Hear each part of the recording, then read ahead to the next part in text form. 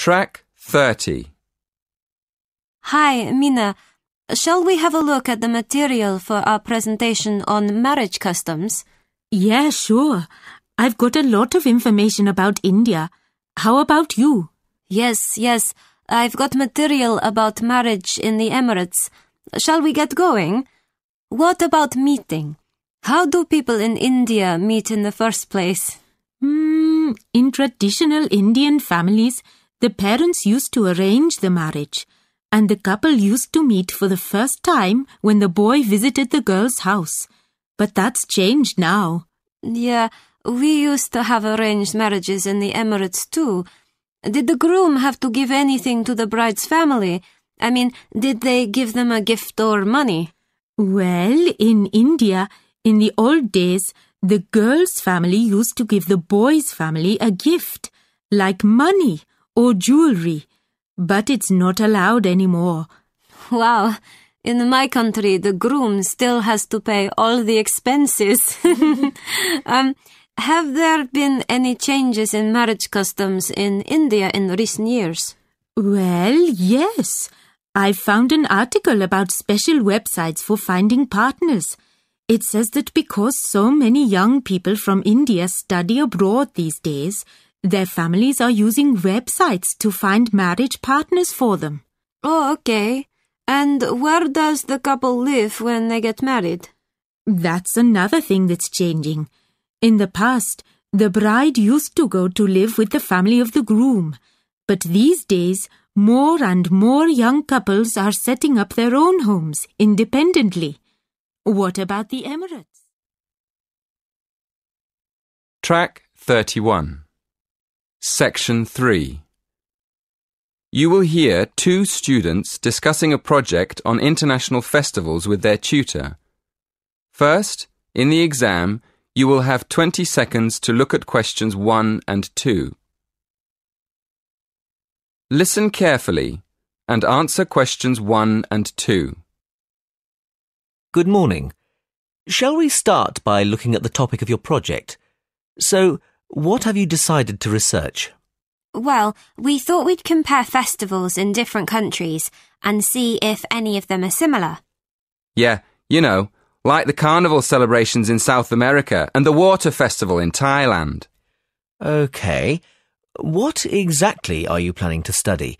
The origins of the festivals? The types of celebration? People's attitudes towards the festivals? We were planning to look at the origins of the festivals and the time of year they're celebrated. We're thinking of looking at the connection between the seasons in different countries and the actual festivals, and then looking for similarities between countries that are quite far apart. Well, that sounds interesting. Did you say you've already started researching into the carnival? Yes. We've already found a connection between the carnival and the seasons.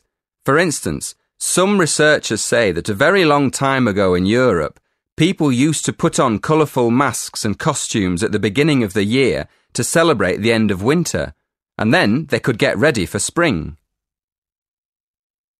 Before you hear the next part of the conversation, in the exam you will have 20 seconds to look at questions 3 to 5. Track 32. Listen carefully and answer questions 3 to 5. Right.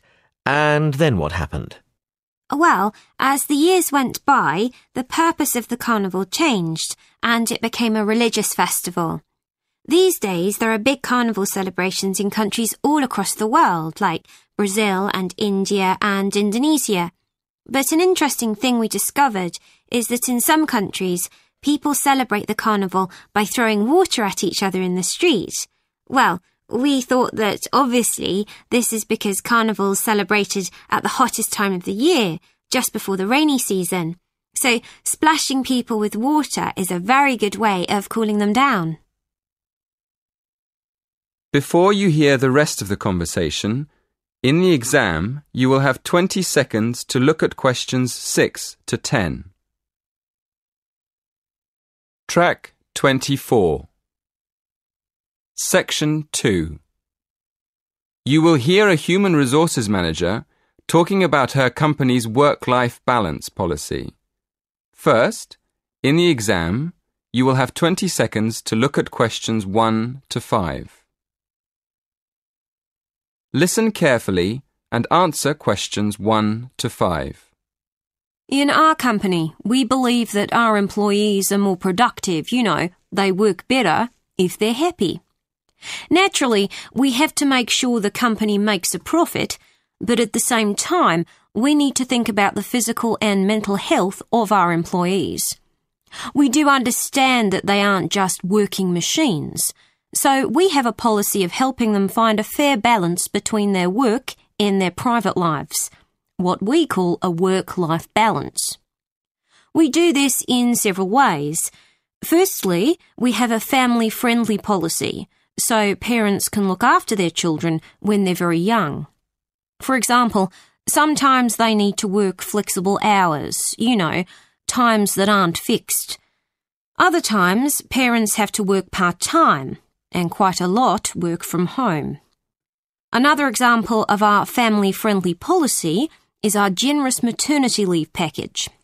In our company, we allow women who've had a baby to take a whole year off work after the baby's born. And of course, while they're away, their jobs are protected. Before you hear the next part of the talk, in the exam, you will have 20 seconds to look at questions 6 to 8.